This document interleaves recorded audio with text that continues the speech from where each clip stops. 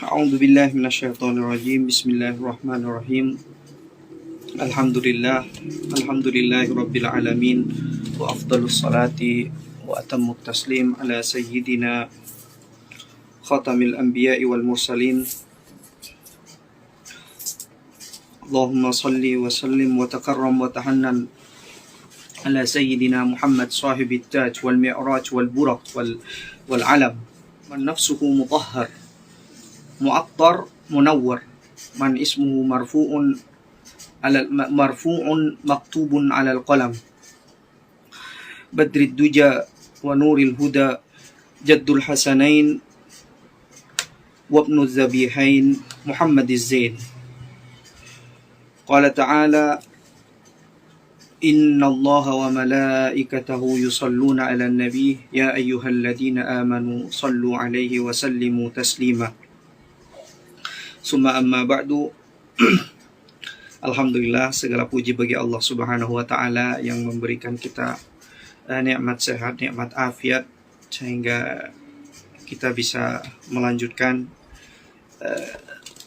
pembacaan kitab Syama'il Muhammadiyah.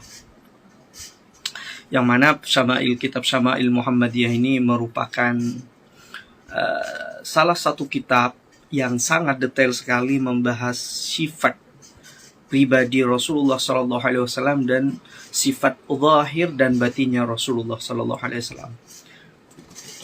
Bagaimana kita mengetahui cara makan Rasulullah Sallallahu Alaihi Wasallam?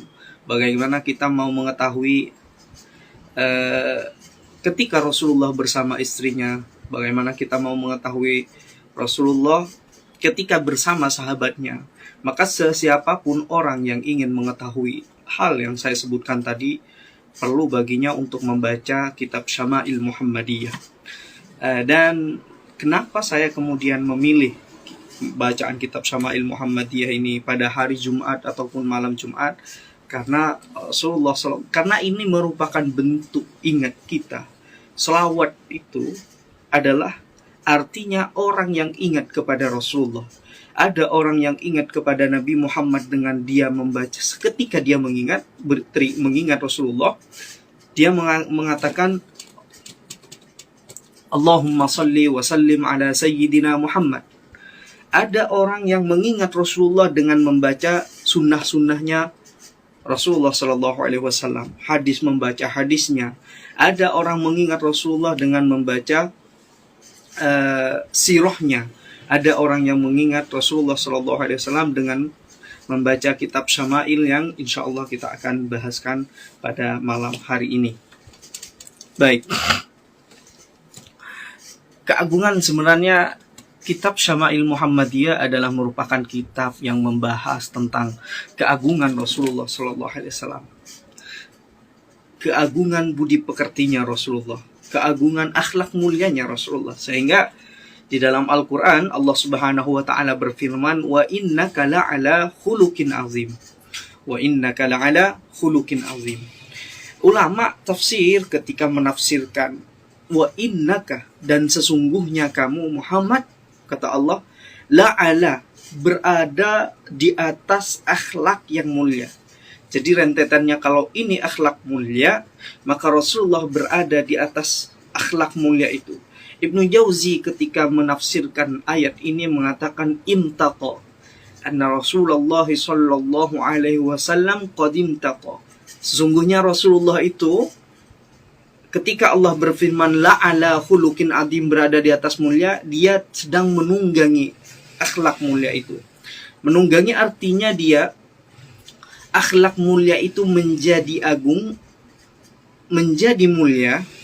Akhlak itu menjadi mulia karena diamalkan atau ditunggangi oleh Rasulullah Sallallahu Alaihi Wasallam. Bukannya Rasulullah itu menjadi mulia karena dia berakhlak mulia, tidak. Dia memang sudah mulia, zatnya Rasulullah, pribadinya Rasulullah menjadi mulia ketika dia mengamalkan akhlak tersebut, akhlak yang budi pekerti yang agung atau yang mulia. Dia akhlak itu menjadi mulia karena diamalkan oleh Kanjeng Nabi Muhammad SAW.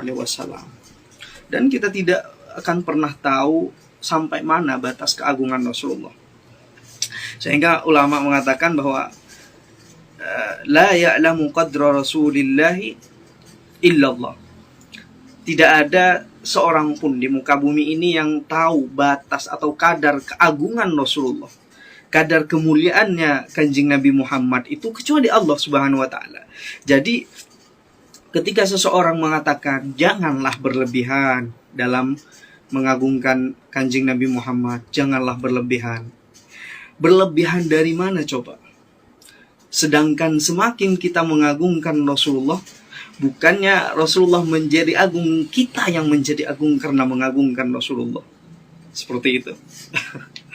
Jadi orang seakan-akan ketika mengatakan jangan berlebihan, dengan kata berlebihan itu dia sudah memberikan stigma ataupun memberikan batasan kepada Rasulullah bahwa agungnya Rasulullah itu cuma pantas untuk diberikan pujian sampai batas ini saja, jangan berlebihan lah. Seperti itu. Padahal tidak. Rasulullah itu agung, saking agungnya tidak tahu siapapun makhluk di muka bumi ini kecuali Allah Subhanahu wa taala. Kita membaca kitab Syama'il Muhammadiyah ini untuk menambahkan kecintaan Rasul kepada Kanjeng Nabi Muhammad SAW.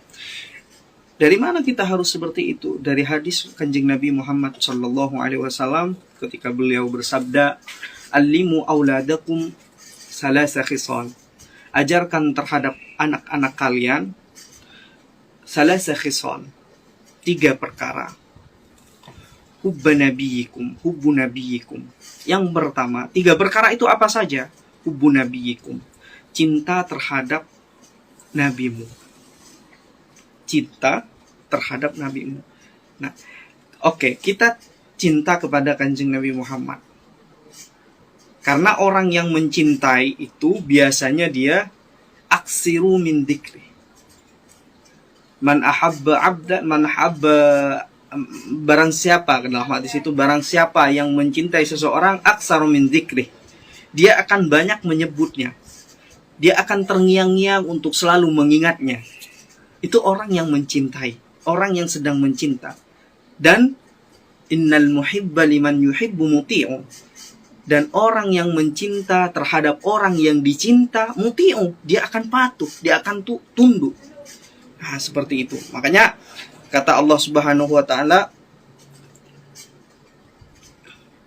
barang siapa orang yang mengatakan bahwa dirinya itu cinta kepadaku, kepada Allah maksudnya, fattabi'uni, katakan Muhammad, fattabi'uni, ikutilah aku. Nah, cara kita beriman kepada Rasulullah memang tidak pernah bertemu. Iya, betul, kita tidak pernah bertemu dengan Nabi Muhammad. Betul.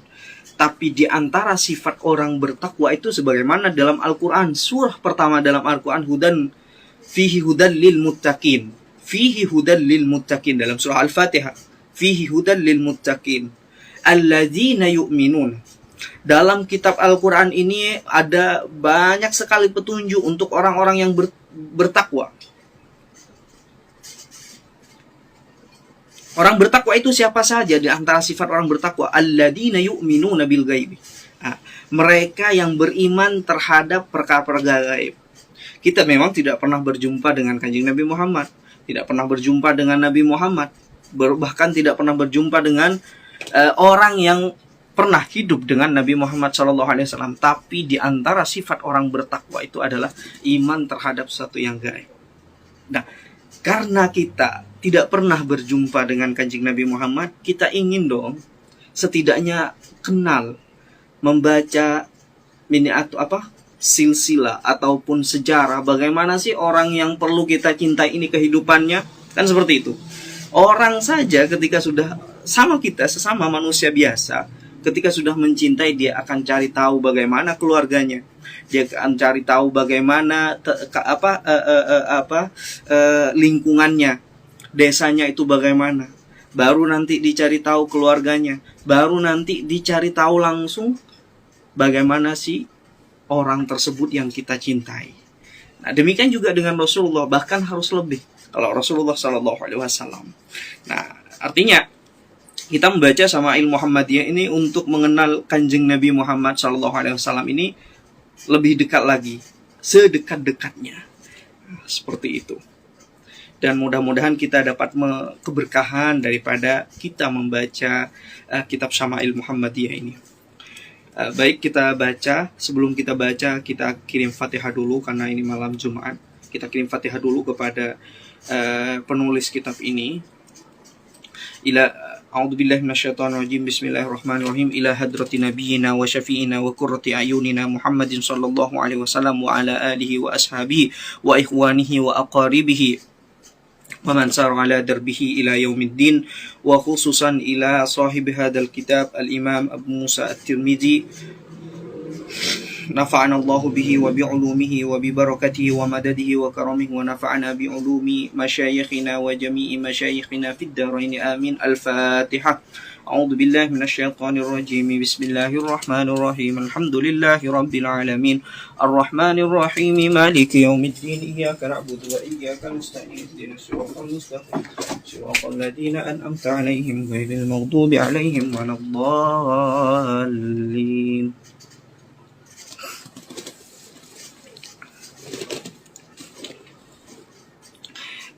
Kita sudah sampai pada hadis yang nomor 177. Sampai pada hadis yang 177. Qala al-musannifu rahimahullahu ta'ala wa nafa'ana bihi wa bi'ulumihi wa bi'ulumi masyayikhihi fid dharain amin. Ila an qala haddatsana Ibnu Abi Umar, haddatsana Sufyan bin Uyainah an Wa'il ibn Dawud an ibnihi wa huwa Bakr ibn Wa'il an az-Zuhri an Anas ibn Malik qala Anas bin Malik ini merupakan pelayan Kanjeng Nabi Muhammad sallallahu alaihi wasallam. Dia Anas bin Malik ketika dihaturkan oleh ibunya Ummu Sulaim namanya. Nama ibunya itu Ummu Sulaim. Ketika Nabi Muhammad hijrah. Nah, kebetulan kita sudah masuk bulan hijrah nih. Mudah-mudahan kita yang tahun kemarin itu baik, sekarang menjadi lebih baik karena dengan masuknya atau bertambahnya tahun Hijriah. Dan saya ucapkan mohon maaf lahir batin kepada para jamaah semuanya dan para pemirsa semuanya.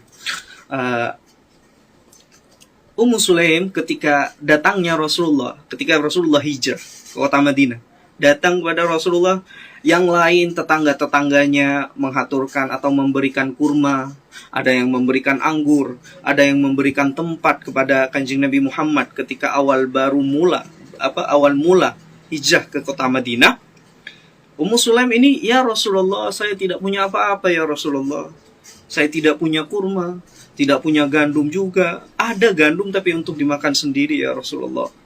Saya tidak punya apa-apa, ya sudahlah ya Rasulullah. Ini anak saya, Anas. Jadikan khadimmu. Jadikan pelayanmu. Suruh apa saja. Dia saat itu masih umur 10 tahun. Masih umur 10, masih cukup kecil sekali. Nah, makanya dia terdidik dengan dekatnya dia kepada Rasulullah SAW. Jadi ini kata Ummu Sulaim ini, ya Rasulullah, ya udah jadikan dia pelayanmu, didiklah dia ya Rasulullah. Oleh karena itu ya sudah, Rasulullah pun tersenyum dan menerima dengan senang hati.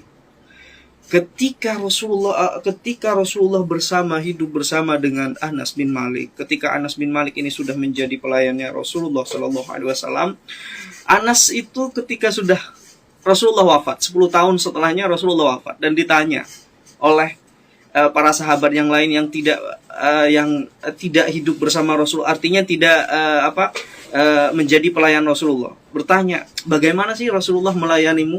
Bagaimana kamu melayani Rasulullah? Anas bin Malik menjawab, saya confused sebenarnya. Saya bingung.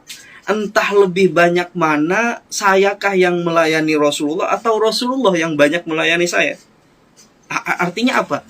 Itu menunjukkan bahwa akhlak Rasulullah itu sangat agung sekali. Jangankan pada orang yang memang dia mempunyai kedudukan yang mulia di mata manusia, tapi pada pelayannya saja Rasulullah. Jangankan yang setara dengan orang biasa gitu. Dia bukan pelayan Rasulullah seperti Abu Bakar. Dia sama pelayannya sendiri pun Anas mengatakan bingung. Saya bingung. Saya ini yang melayani Rasulullah atau bahkan Rasulullah yang melayani saya. Dari saking akhlak agungnya, akhlak mulia Rasulullah Shallallahu Alaihi Wasallam. Jadi Anas bin Malik ini ketika dia mengabdi kepada Rasulullah itu 10 tahun. Berarti ketika Rasulullah wafat dia umur 20 tahun.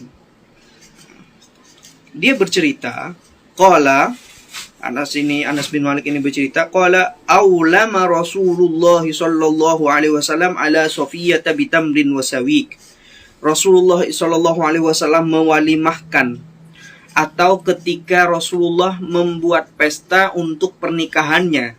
Ketika sudah perang Khaybar, sudah saya jelaskan dalam penjelasan pertemuan sirah, ketika perang Khaybar, Rasulullah ternyata sepulangnya itu mengawini atau menikah dengan Safiyyah bintu Huyai, salah putri dari salah satu pemimpin Bani Nadir, Yahudi Bani Nadir kalau tidak salah, Yahudi Bani Nadir. Dia salah satu pemimpin karena bapaknya itu meninggal ketika perang Khaybar, maka dia tinggal seorang diri, tidak ada siapa-siapa. Nah, lalu dinikahilah oleh Rasulullah. Ketika dinikahi oleh Rasulullah Sallallahu Alaihi Wasallam, di acara pesta pernikahannya itu Rasulullah aulama. Apa isi makanannya ketika pesta itu? Ketika acara pernikahan Rasulullah Sallallahu Alaihi Wasallam, Ummu Sulaim itu menyiapkan ala Sofiyah, itu menyiapkan di pernikahan Sofiyah dengan Rasulullah Kanjeng Nabi Muhammad bitamrin. Yang pertama itu tamar, wasawikin dan sawik, gandum. Jadi mungkin gandum ya diaduk, dibersihkan, lalu dibuat semacam roti, dan di dalamnya mungkin diletakkan daging dan diletakkan kurma. Karena nanti akan dijelaskan di sini, Rasulullah sangat menyukai ketika gandum itu dimakan dengan kurma. Ini sangat cocok bagi Rasulullah SAW. Jadi seperti itu. Ini disebutkan di sini untuk apa sebenarnya oleh Imam Tirmidzi? Menunjukkan bahwasanya ini loh, meskipun di acara pernikahan Kanjeng Nabi Muhammad, makanannya tetap sederhana. Mungkin saat itu makan kurma sudah sangat mewah. Ya, saat itu mungkin sudah sangat mewah. Orang sudah bisa memakan gandum saja mungkin saat itu sudah sangat mewah. Tapi kan dengan keadaan kita sudah berbeda-beda. Sekarang udah ada nasi Padang, udah ada nasi uduk. Kalau di Malaysia di sini ada nasi lemak, ada nasi ini, nasi kebuli dan seterusnya. Udah macam-macam. Itu karena berbeda zamannya saja sih. Jadi seperti itu. Di acara pesta pernikahannya Kanjeng Nabi Muhammad yang disediakan oleh Ummu Sulaim ketika datang dari perang Khaybar Rasulullah, apa? Yang pertama itu tamar, kurma, yang kedua sawik, gandum. Hadis yang ke 178. Haddatsana al-Husain bin Muhammadin al-Basri, haddatsana al-Fudail ibnu Sulaiman, haddatsana Faidun maula Ubaidillah ibn Ali ibn Abi Rafi'in maula Rasulillah sallallahu alaihi wasallam. Qala haddatsani Ubaidullah ibn Ali an jaddatihi Salma. Salma bercerita, karena Salma mengisahkan annal Hasan bin Ali, bahwa sungguhnya Hasan, cucu. Kan Rasulullah mempunyai cucu Hasan dan Husain. Hasan ini cucu daripada Sayyidina Ali atau Sayyidah Fatimah yang paling tua. Yang kedua yaitu Husain. Nah, di sini annal Hasan bin Ali, sesungguhnya Sayyidina Hasan, putranya Sayyidina Ali, wabna Abbasin, dan putranya Abbas yaitu Abdullah bin Abbas, wabna Ja'farin, dan Abdullah bin Ja'far, atau datang kepada Ummu Salma. Datang untuk apa? Datang untuk apa? Atau faqalu, dia datang kepada Ummu Salma, faqalu, dan mereka ketiga-tiganya itu mengatakan kepada Ummu Salma, isna'i lana, faqalu laha isna'i lana ta'aman, mimma kana yu'jibu Rasulullah sallallahu alaihi wasallam wa yuhsinu aklahu. Ternyata mereka bertiga ini meminta kepada Salma. Salma ini salah satu tukang masaknya Kanjeng Nabi Muhammad. Nah, dia yang menjadi salah satu tukang masaknya Kanjeng Nabi Muhammad. Urusan pedapuran lah gitu. Nah, mereka datang kepadanya lalu mengatakan, "Isna'i, coba buatkan ya Ummu Salma. Coba buatkan untuk saya makanan yang pernah dimakan Rasulullah. Bukan cuma yang pernah, makanan yang memang disukai Kanjeng Nabi Muhammad."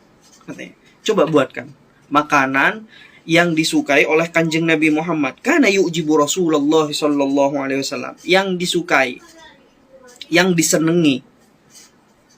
Wa yuhsinu aklaku, wa yuhsinu aklahu. Dan ketika memakan makanan itu Rasulullah sangat merasa puas gitu, merasa nyaman ketika makan itu. Coba buatkan hal itu kepada saya, kepada tiga orang ini. Tiga orang ini siapa? Al Hasan bin Ali, Hasan putranya Ali, dan Abdullah bin Abbas, Ibnu Abbas, wabna Ja'farin, dan Ja'far, Abdullah bin Ja'far. Nah, karena mungkin ketiga-tiganya, karena Sayyidina Hasan ketika wafat Rasulullah itu masih kecil. Demikian juga Ibnu Abbas, Abdullah bin Abbas. Demikian juga Abdullah bin Ja'far. Ini Abdullah bin Abbas ini merupakan sepupu Rasulullah, dan Ibnu Ja'far ini merupakan ponakan Rasulullah SAW. Jadi masih kecil semua. Ketika dia sudah mulai besar, Ummu Salma juga masih hidup, datang kepadanya, coba buatkan makanan yang disukai oleh Rasulullah, karena saya juga ingin mencicipinya, dan yang disenangi oleh Rasulullah ketika Rasulullah makan. Faqalat, masanya kan berbeda tentunya. Masa-masa hidupnya Rasulullah dengan masa hidupnya anak-anak ini, yang ketiga orang ini.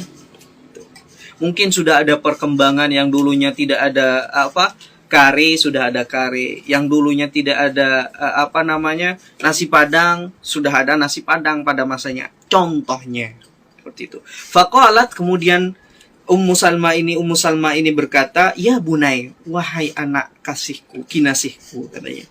"La tastahihil yaum." Kamu nggak bakalan suka sekarang. Kamu nggak bakalan mau gitu. Kenapa? Berbeda makanan di masa Rasulullah itu dengan makanan di masa sekarang. Mungkin tepungnya atau gandumnya di masa Rasulullah itu dia masih kasar. Ketika diolah masih kasar. Alat-alatnya belum ada. Mesin pengolahannya belum ada. Tapi sekarang sudah ada mesin pengolahan. Semakin halus dan semakin cantik, semakin bagus ketika setelah diolah, setelah di mesin gitu. La tastahil yaum. Kamu nggak bakalan suka kalau kamu makan atau minta makanan yang dimakan oleh Kanjeng Nabi Muhammad dulu, katanya. Qala, kemudian salah satu di antara yang tiga tadi menjawab, "Bala." Tidak apa-apa, isna'i hilana. Udahlah, nggak apa-apa. Isna'i hilana. Tetap buatkan saja.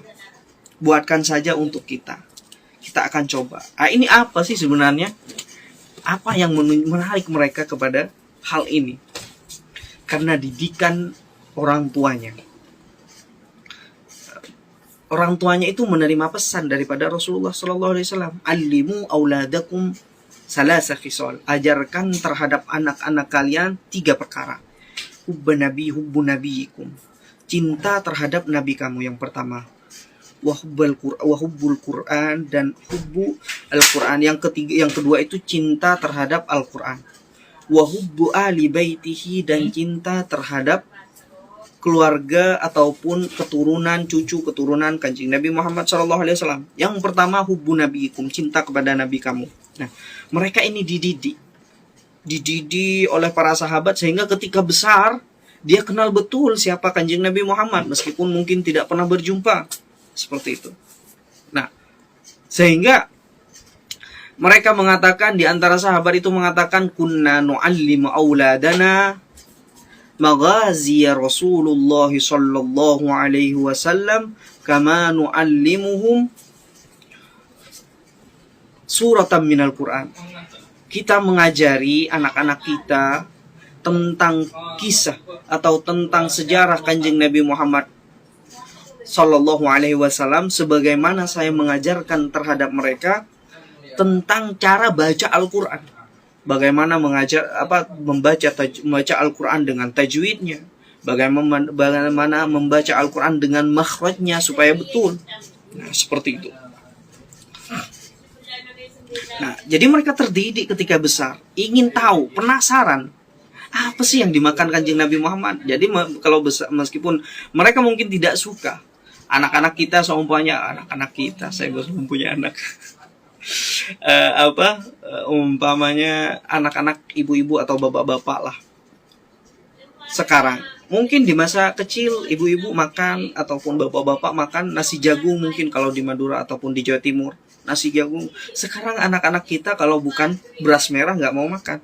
Contohnya beras putih pun nggak mau makan sekarang, contohnya. Karena apa? Perubahan masa, perbedaan masa antara kehidupan Rasulullah dengan kehidupannya Sayyidina Hasan dan Ibnu Ja'far, Abdullah bin Ja'far, itu sudah berbeda.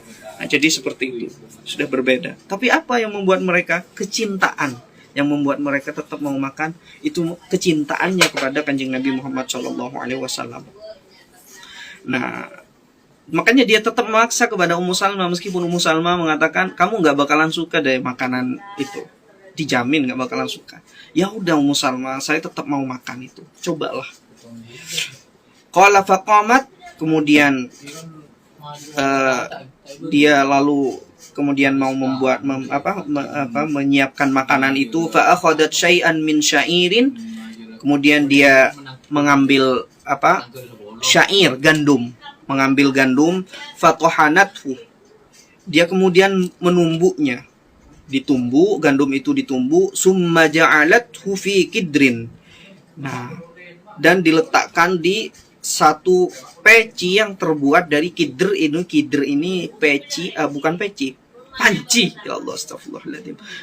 Ditaruh di panci, setelah ditumbu-tumbu, dihaluskan, lalu diletakkan di panci yang terbuat dari tanah liat. Wasabbat, kemudian dia memberi alaihi syai'am min zait. Kemudian gandum itu setelah ditaruh di panci yang terbuat dari tanah liat itu, kemudian memberi atau menuangi di atasnya zait, minyak zaitun gitu. Wadaqqatil fulfula wattawabilah, kemudian dia meletakkan fulful ini seperti apa yang kecil-kecil yang pedas itu, lada kali ya, lada itu namanya fulful aswad. Kalau di Arab disebut dengan fulful aswad, lada. Kemudian Rasulullah Ummu Salamah itu meletakkan lada, wattawabilah, dan bumbu-bumbunya.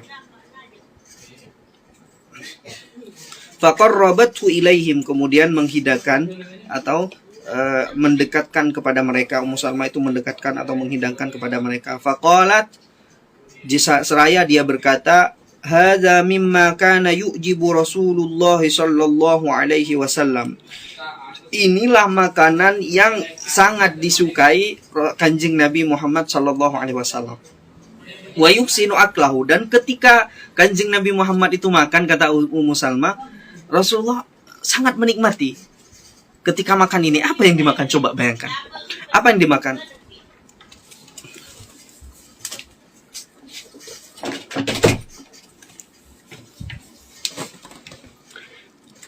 Apa yang dimakan coba?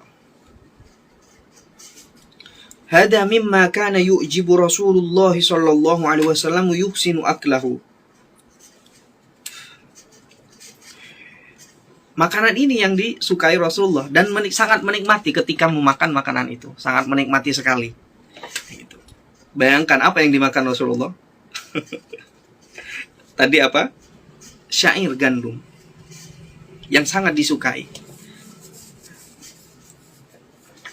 Dan diletakkan di atasnya zaitun, minyak zaitun itu.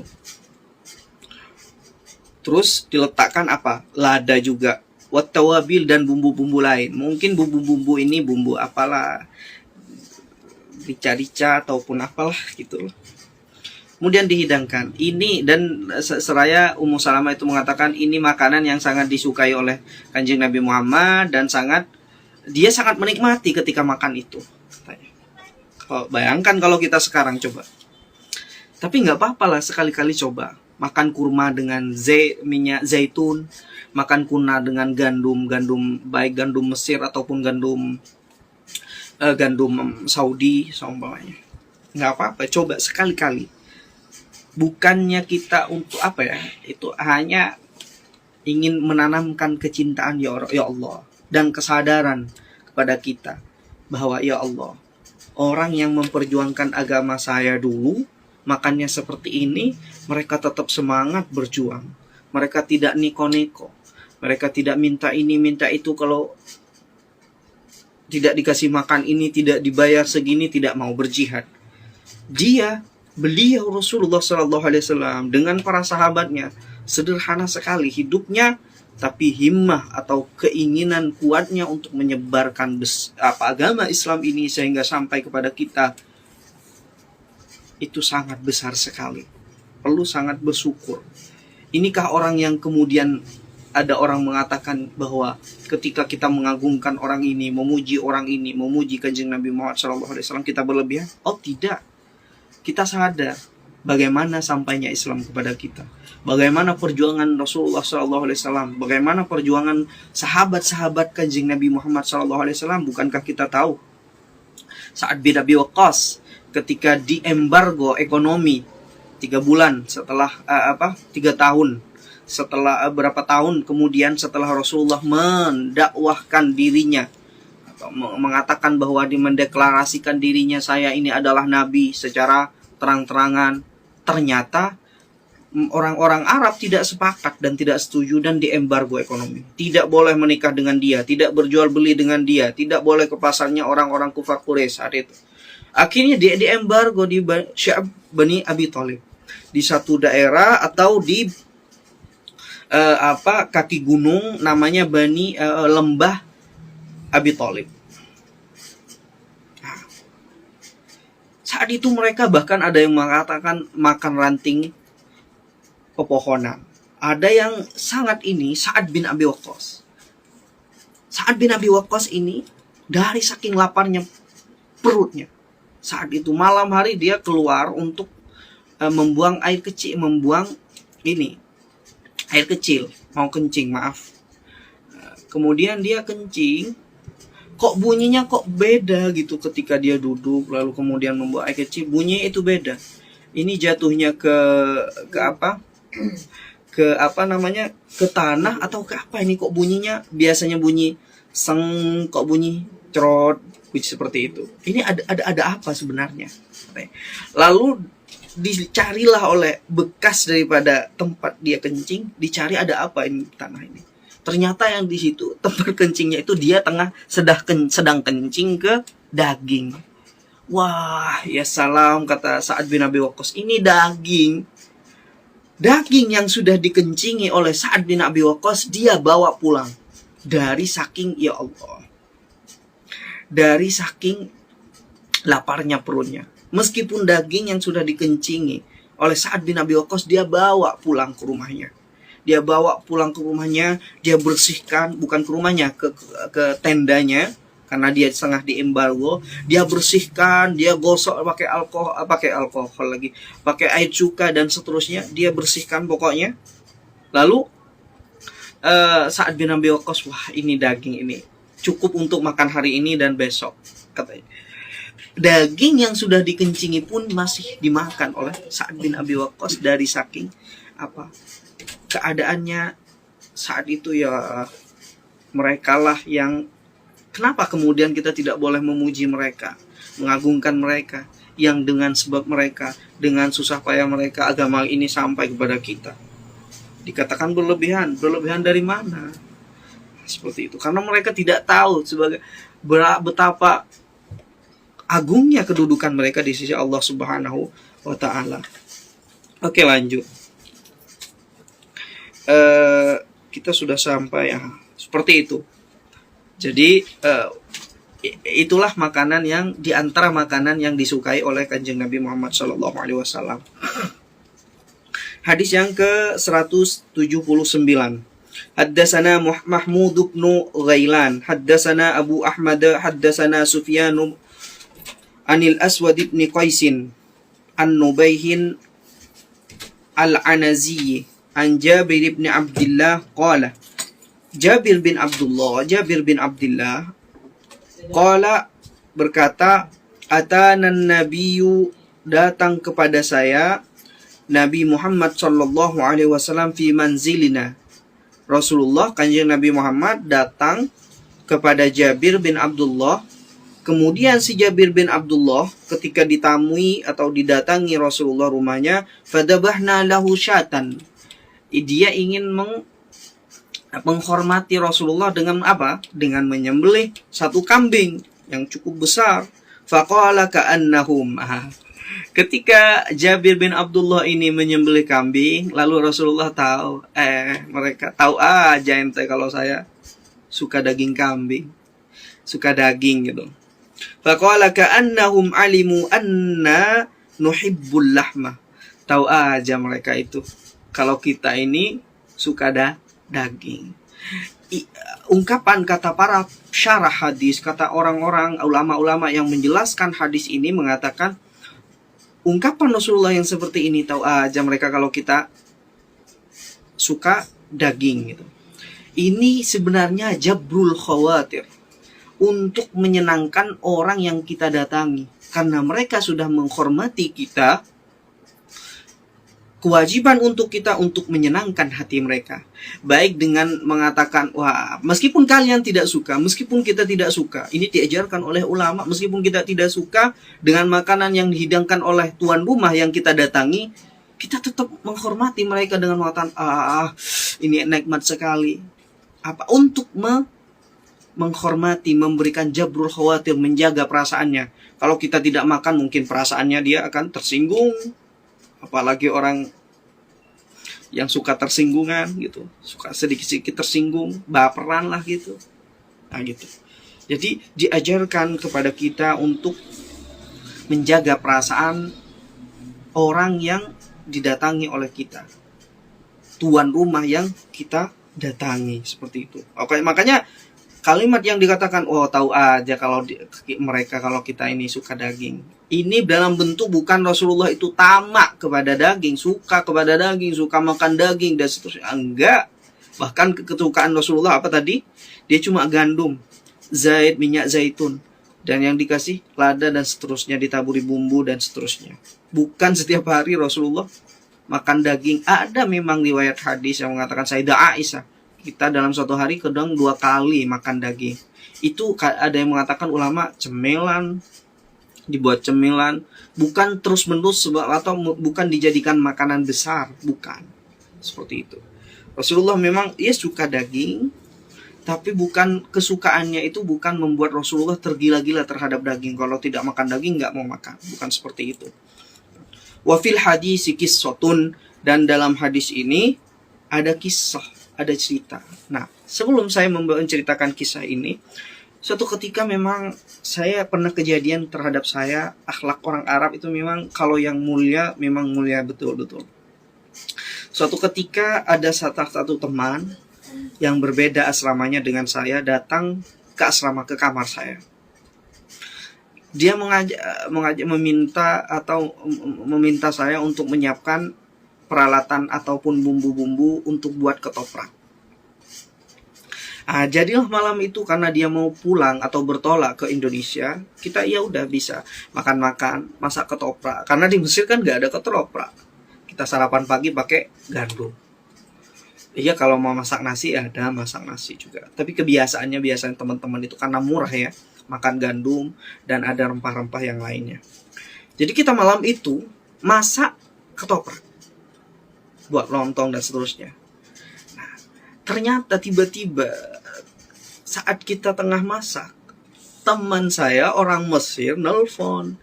Dia tengah ada di bawah kamar saya, katanya dia tengah beli kitab, tempatnya jauh daripada saya. Sekaligus mau silaturahmi ke rumah saya. Tiba-tiba, gimana? Akhirnya kita masak banyak dan dihidangkanlah kepada salah satu teman saya orang Mesir ini. Dia, tentu kita tahu kalau orang Arab itu berbeda jauh dengan, apalagi ketoprak. Mana ada ketoprak di Mesir? Dia ketika saya hidangkan, ketika lihat makanan itu, ketoprak itu, dia udah merasa begini. Udah merasa aneh. Aduh, apa makanan apa ini kira-kira? Dia mungkin biasa makan ya gandum, daging, dan makanan-makanan lain yang ala-ala Arab itu. Lalu dihidangkan makanan ala Indonesia, ala Jawa gitu. Lalu saya hidangkan cukup banyak, 1 piring penuh. Dia makan bahkan sampai separuh. Dia sampai batuk-batuk. Ya Allah, saya mengerti kalau dia sebenarnya tidak sak dengan makanan itu, tapi apa? Dia menghormati karena saya sampai tidak menemani dia ketika dia datang ke rumah karena sebab masak. Artinya dia mengerti kalau saya menghormati dia ketika dia datang ke rumah, ke kamar, dan dia pun menghormati saya dengan memakan makanan yang tak biasa dia makan. Bahkan dia batuk-batuk. Makan sekali, minum langsung. Makan sekali, minum langsung. Dia masuk ke dalam perutnya, masuk ke dalam perutnya itu bukan karena apa? Karena sebab minum air itu banyak, kayak gitu. Udah bukan seleranya, kita kan beda. Selera kita kan beda dengan orang Arab. Jadi seperti itu kalau mereka yang mengamalkan akhlak ataupun budi pekerti Rasulullah SAW. Wa fil hadisi kisah, dan kisah ataupun cerita datangnya Kanjeng Nabi Muhammad ke rumahnya Abdullah bin Jabir bin Abdullah ini sudah saya kisahkan atau ceritakan di sirah. Sudah saya ceritakan di penjelasan sirah Nabi ketika perang Khandaq gitu. Dan disitulah tampak mukjizat Kanjeng Nabi Muhammad SAW. Saya ceritakan sedikit saja. Ketika perang Khandaq, sedang Rasulullah dan para sahabatnya itu dan juga Jabir saat itu ada di lapangan pengalian parit itu. Jabir melihat Rasulullah sudah sangat lapar. Sahabat sudah lemah semuanya, kelaparan. Jabir berinisiatif ataupun dia termotivasi dirinya untuk pulang ke rumahnya mau menanyakan ada apa gerangan di rumah. Adakah gandum, adakah apalah daging dan seterusnya untuk bisa dihidangkan kepada Kanjeng Nabi dan beberapa sahabat-sahabat yang senior. Gitu kata Jabir bin Abdullah. Kemudian Jabir bin Abdullah ini pulang ke rumahnya menanyakan kepada istrinya, "Duhai istri tercintaku, kamu punya apa di sini? Saya sedang menggali parit dengan Kanjeng Nabi dan saya mau menghidangkan makanan kepada Kanjeng Nabi. Coba siapkan apa aja, cek dulu. Kira-kira apa saja yang ada di sini?" Kata Jabir bin Abdullah. Akhirnya dia mengeluarkan gandum. Setelah mengeluarkan gandum dan ternyata si Jabir bin Abdullah ini ngecek ke kandangnya. Ternyata ada persediaan, ada 1 kambing besar yang cukup besar, gemuk lagi, gibas gitu. Kemudian dia disembelih. Lalu si perempuannya, si istrinya ini menyiapkan gandum tersebut, mengolah gandum tersebut. Setelah selesai disembelih, dipotong-potong. Orang Arab kan biasanya motong-motongnya dari ujung ke ujung. Artinya dari sini, kalau seandainya dipotong dari sini ke sini, bukan dipotong kayak orang Indonesia. Orang Indonesia kalau motong itu terlalu tajam biasanya. Pisaunya itu terlalu tajam sehingga kecil-kecil seperti ini. Kalau orang-orang Arab enggak, dari sini, dari siku ke siku. Jadi sini, terus ke sini. Seperti itu.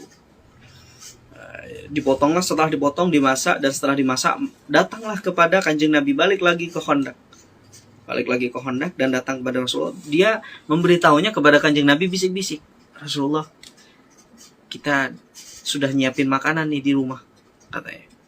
Sudah menyembelihkan menyiapkan gandum dan kambing, katanya, gibas. Ayo, kamu berserta sahabat-sahabat pilihanmu atau senior, ajak makan ke rumah. Jangan semuanya, karena kalau untuk semuanya nggak cukup ya Rasul. Itu mungkin cukup untuk 5 orang, 6 orang, paling banyaklah 10 orang. Ternyata di sana hampir berapa puluh orang yang ada saat itu menggali parit. Lalu Rasulullah setelah Setelah diberitahu oleh Jabir bin Abdullah, Rasulullah mengangkat suaranya, "Halumu," katanya. "Ayo, ayo, ayo, kita dapat undangan dari Jabir bin Abdullah. Ayo, ayo, berhenti dulu, kita makan dulu nih ke rumahnya Jabir bin Abdullah," katanya. Si Jabir bin Abdullah lalu terkejut. "Ya salam." Ya, kalau kata orang Arab, ya, aduh gimana nih ya Allah, kan saya sudah bilang waduh. Tapi dia karena Rasulullah ya nggak mungkin marah dong. Karena Rasulullah, akhirnya dia datang berbondong-bondong dengan sahabatnya yang kambing satu, cukup untuk puluhan bahkan ratusan orang saat itu. Itulah mukjizat Rasulullah. Jadi dalam kisahnya itu mungkin ada kisah menjijikkannya di sini kalau untuk orang biasa. Tapi ini Rasulullah. Karena apa? Karena Rasulullah mengambil wadah yang di dalamnya ada gandum dan juga ada kambing, ada daging kambingnya. Lalu diludahi oleh Rasulullah SAW. Maaf, ini ludahnya Rasulullah ya. Ini ludahnya. Jangankan ludah, kalau bagi sahabat, kencingnya pun mereka minum. Jangankan ludah Rasulullah SAW. Karena apa? Mereka tahu Rasulullah pernah bersabda, barang siapa yang darahnya bercampur dengan darah saya, tidak akan dia pernah disentuh oleh api neraka. Mustahil. Bahkan air kencingnya pun mau diminum oleh Rasulullah. Dan ini pembahasan ulama fuqaha, ulama fikih membahas masalah ini. Apakah kotoran Rasulullah itu suci atau najis dan sebagainya, ini dibahas. Tapi kebanyakan ulama mengatakan bahwa kotoran Kanjeng Nabi itu suci, tidak sebagaimana kotoran kita. Seperti itu. Sampai mana tadi? Iya. Jadi setelah diludahi itu semuanya ngambil. Berapa ratus orang itu yang ngambil, makan semuanya. Setelah makan, si Jabir ini mengatakan, kepada Rasulullah, "Ini kok nggak habis-habis Rasulullah?" Dia kalau seandainya diam, maksudnya dia kok kayak nggak ada bekas gitu nyentuh daging ini, kok tetap seperti biasa. Karena sudah diludahi Rasulullah. Itulah mukjizat Rasulullah. Ternyata si nyeletuk si Jabir ini, "Kok nggak habis-habis ya Rasulullah? Ini kenapa gerangan? Padahal yang makan banyak, cuma hidangannya seperti ini." Saat itu juga Rasulullah tersenyum. "Kalau seandainya kamu diam," kata Rasulullah, "maka dia tidak akan pernah habis," katanya. Tapi ternyata kamu nyeletuk seperti itu seakan-akan, bukan tidak percaya, seakan-akan kamu ragu kalau ini merupakan, dia mungkin Allah ingin tunjukkan kepada Jabir bin Abdullah kalau itu merupakan mukjizat Rasulullah SAW. Tapi karena dia sudah nyeletuk duluan, komentar duluan, belum tahu dah komentar, akhirnya tidak tahu kemukjizat Kanjeng Nabi Muhammad SAW. Nah, itu hanya diludahi saja oleh Rasulullah SAW, bertambah banyak, bahkan seakan-akan tidak ada orang yang menyentuh. Itu seperti itu. Dua hadis lagi ya, atau sudah 1 jam sebenarnya ini. Oke, 1 hadis lagi. Haddatsana Ibnu Abi Umar, haddatsana Sufyanu, haddatsana Abdullah ibnu Muhammad ibn Aqil annahu sami'a Jabiran. Muhammad bin Aqil pernah mendengar Jabir berkata, qala Sufyan, Jabir mengatakan bahwa Sufyan pernah berkata, haddatsana Ibnul Munkadir, an Jabirin, daripada Jabir, Ibnul Munkadir berkata bahwa Jabir itu pernah bercerita, kharaja Rasulullah sallallahu alaihi wasallam wa ana ma'hu. Suatu ketika Rasulullah itu keluar jalan-jalan santai, wa ana ma'hu, dan saya sedang bersamainya, kata Jabir bin Abdullah juga. Fadakhala ala imra'atin minal ansar, dan dia, Rasulullah dan Jabir itu bertamu, datang ke rumah salah seorang perempuan dari Ansor. Fadzabahat lahu syatan, kemudian si perempuan ini karena didatangi Rasulullah, yang datang, wah, tamu agung nih yang datang, dia menyembelihkan kambing gibas untuk dihidangkan kepada Kanjeng Nabi. Fa'akala minha, kemudian Rasulullah memakannya. Wa atathu biqina'in min rutabin, kemudian dia menghidangkan kambing tersebut dengan menggunakan wadah yang dibuat dari pelepah kurma. Bikina min rutabin, dibuat daripada pelepah kurma. Sederhana sekali ya, nampannya, wadahnya yang terbuat dari pelepah kurma. Kalau sekarang semuanya serba beling ataupun kaca ataupun plastik. Min rutabin fa akala minhu. Kemudian Rasulullah SAW memakannya. Summa tawadda'a liz-zuhri, dan wudu untuk sholat zuhur. Wa shalla, kemudian sholat. Summan sarafa, kemudian dia pergi atau sudah selesai sholat, keluar dari pada masjid dan mendatangi rumahnya si perempuan itu lagi. Fa'atathu bi'ulalatin, kemudian setelah sholat tadi kan dikasih kambing besar tuh daging-dagingnya. Fa'atathu, kemudian yang terakhir ini si perempuan dari Ansor, fa'atathu bi'ulalatin, dia datang dengan membawa min ulalatis syati, sisa-sisa. Embel-embel, bukan sisa-sisa makanan, enggak, sisa makanan orang, bukan seperti itu. Ulala itu biasanya kalau kita kan makan malam ini, esok hari kan biasanya karena nggak habis kan, masih belum disentuh, nggak habis, terus ada sisa dimakan pagi harinya, biasanya itu enak gitu. Kalau sisa-sisa yang seperti itu, kesannya enak. Rasulullah suka yang seperti itu. Ada kerupuk semuanya, kita goreng kerupuk banyak kan, kalau digoreng, ketika digoreng itu pasti ada yang hancur. Itulah yang hancur-hancurnya itu disebut dengan sisa-sisa, bekas-bekas sisa-sisanya gitu. Maka dimakan. Rasulullah suka yang seperti itu. Fa'akala, kemudian Rasulullah, kanjeng Nabi Muhammad SAW memakannya. Summa sholla, dan sholat asar dari duhur, tadi datangnya ketika sebelum duhur sampai akhirnya sholat asar. Summa sholla al-asra, kemudian sholat asar, walam yatawadda, dan tidak berwudu. Nih penjelasan hadisnya. Yang tadi ketika makan daging onta, tatkala Rasulullah mau sholat duhur, dia ambil wudu. Beliau ambil wudu. Dan setelah makan sisa-sisa daripada kambing, daging kambing untuk sholat asar, dan masuk waktu asar, azan asar, Rasulullah kemudian bangkit untuk melaksanakan sholat tanpa dia berwudu. Tadi duhur berwudu, sekarang asar tidak berwudu. Padahal dagingnya sama saja yang dimakan, cuma ini sisa, bekas sisa yang dari tadi. Itu dihabiskan oleh kanjeng Nabi Muhammad. Ulama menjelaskan, ulama fikih, jumhur ulama mengatakan bahwa orang yang makan daging, jangankan daging kambing, daging onta bakar pun dia tidak membatalkan wudhu kita. Lalu bagaimana dengan keadaan Rasulullah ketika beliau memakan daging kambing ini? Kok ketika duhur ambil wudhu, ketika asar tidak ambil wudhu? Ini menjelaskan bahwa ketika Rasulullah datang, mungkin saja kata ulama, beliau itu mentajdid wudunya. Karena Rasulullah tidak pernah lepas dari wudu. Enggak mungkin dia mentajdid wudunya, memperbaharui. Karena sunnah kan, memperbarui wudu. Jadi memperbarui wudunya. Atau kebetulan saat itu Rasulullah sedang hadas. Saat itu lalu kemudian ambil wudu dan sholat. Nah, untuk yang kedua kalinya, untuk yang asar ini, Rasulullah ternyata tidak putus hadas dan tidak mau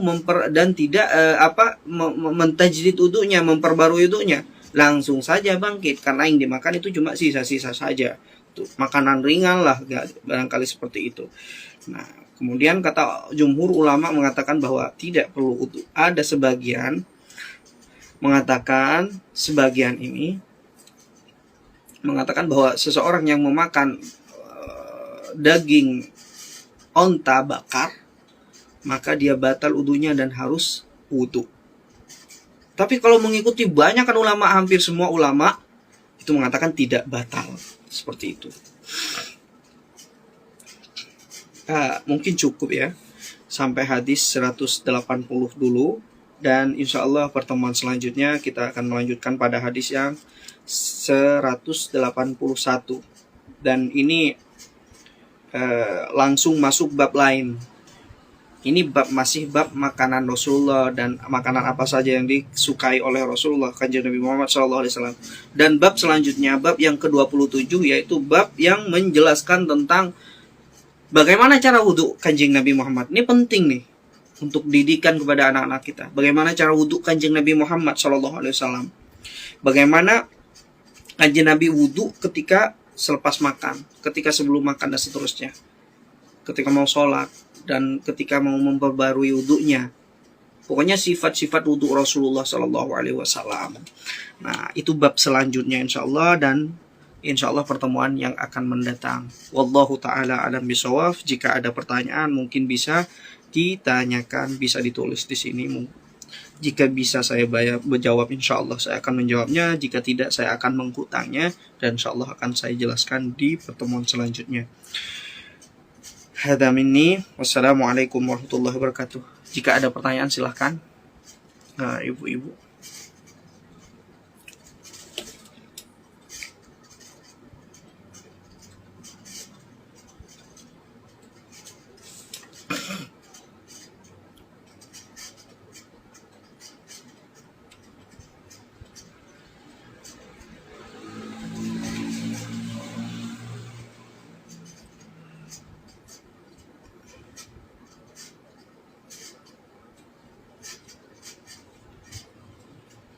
Nggak ada ya?